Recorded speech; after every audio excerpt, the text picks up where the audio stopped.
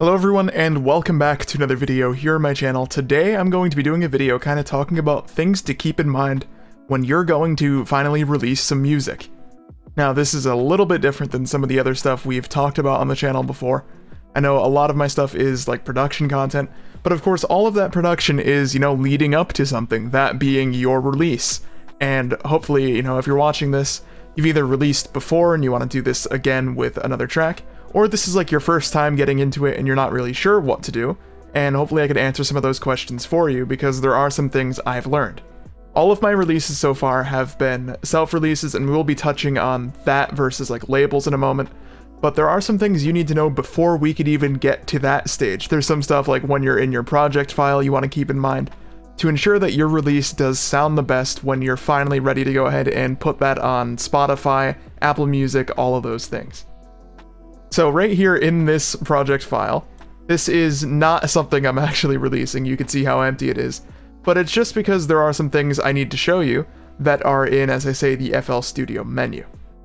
So getting into things, the very first thing, you want to make sure that your song is obviously, done, you've mastered it, everything's all mixed and mastered, ready to go, and you are ready to export your track.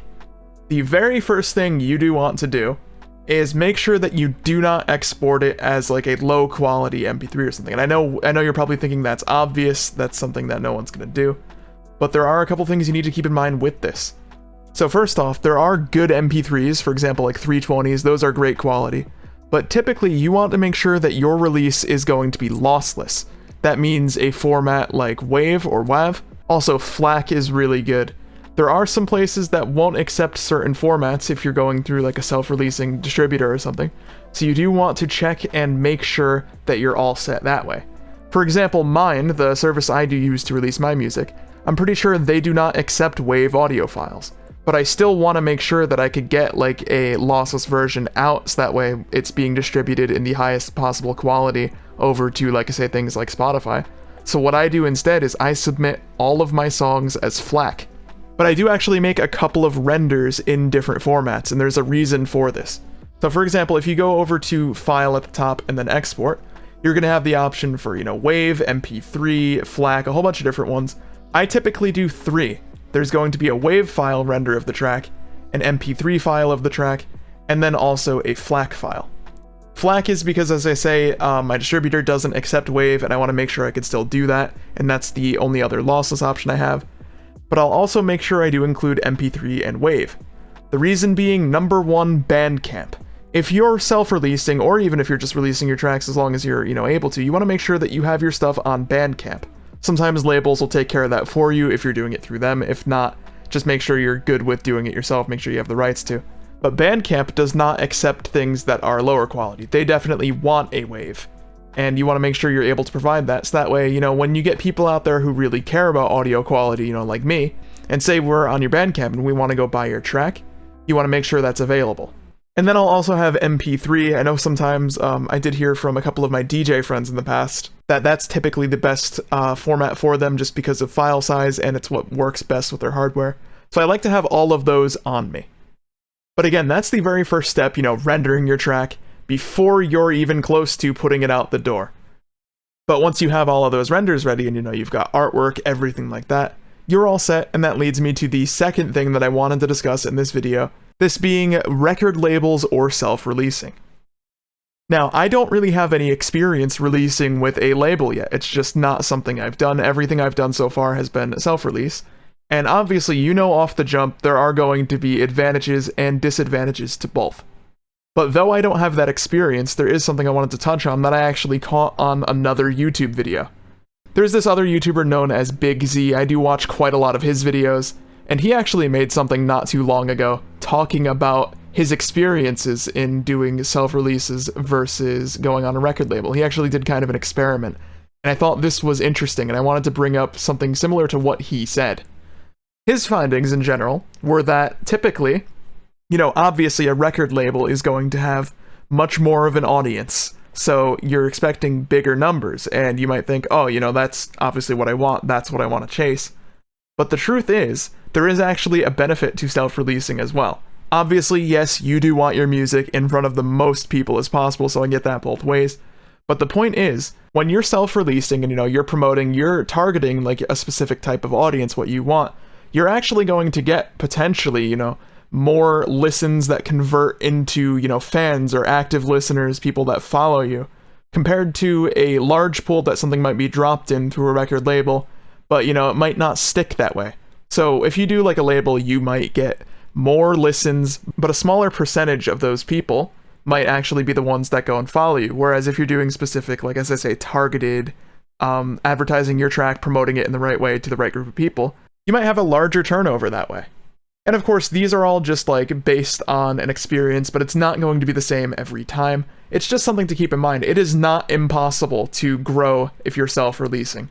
That's something that I'm quite happy with, that, music and releasing your tracks nowadays is a lot more like, accessible compared to how it used to be. Pretty much anyone could go and do this either for a small amount of money or even for free, which is really nice. My distributor is even completely free. They have an option where like they could take a percentage of the money. It's a very small amount. I think it's like 15%, and then you keep the rest and it's free. Or I think you could pay a little bit of money extra, and that's like a one-time upfront fee. And then that goes and allows you to keep, I want to say 100% of your earnings. So once you've kept these things in mind, whether or not you want to go and pitch to labels, which is genuinely a pretty difficult thing sometimes, it's going to be a lot of sending your stuff out and, waiting to see whether or not they take you or don't, whether or not you even hear back. It's a whole hassle, but it's definitely something you want to try. But say you've decided you want to self-release, then of course that leads to the question of which distributor are you going to use? There's a lot of really popular ones out there, like DistroKid, like CD Baby, things like that. And really, I only have experience with a few of them, but it's something you want to consider because, as I say, some of them are a monthly or yearly fee. Some of them might be free, but they take some of the money you make from your music. And it's a lot of research, so that's something I kind of want to stress out in this video to you guys. Make sure you do proper research before you just kind of roll with one, because there are upsides and downsides to all of them. And that is something you want to be very aware of. So at that stage, once you've decided, you're going to release, you're getting a distributor, that's obviously meaning you've done your rendered files, you have your master done, you even have artwork, whether that's something you're making completely on your own or you're hiring a designer for, things like that. You are ready to go ahead and put your track out. Now, this part only applies kind of if you've not released before or if you're considering a new artist page. You want to make sure that you do have a very unique or memorable name.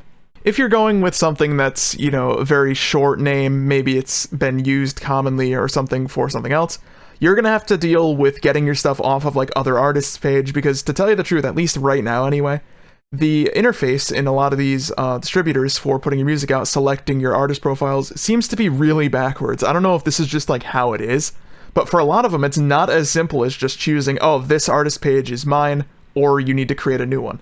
Like when I'm releasing, I could do that for Spotify, but I can't do that for anything else. So it means a lot of times my stuff ends up, for example, Apple Music on the wrong page. And that's something that I typically can't even go and fix until after my stuff is out, because you usually need like the link to the store page.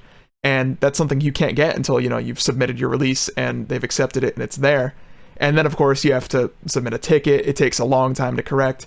And as I say, that's something I have to do every single release, at least for Apple Music. And it's really annoying. And I wish, like, the process for picking which artist page is mine was a little more streamlined. Because that also means you might notice sometimes other people's music end up on your pages for some reason. You have to get, like, a removal request done. It's a whole hassle. So it's definitely something you want to keep in mind and get that set.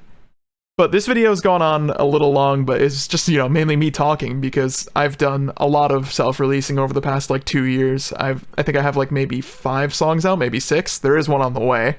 So I've done this more than a few times, and I hopefully have enough knowledge here to share that with you. Hopefully you've taken away something from this video.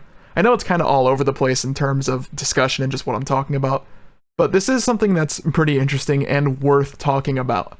If you enjoyed this video and it helped you in any way, don't forget to drop a like and subscribe. As well, let me know in the comments your experience self-releasing, especially if you've also done like label releases and you have additional insight there to share, because I'd love to hear that. But that does wrap us up. Thank you for watching, and I'll catch you in the next one.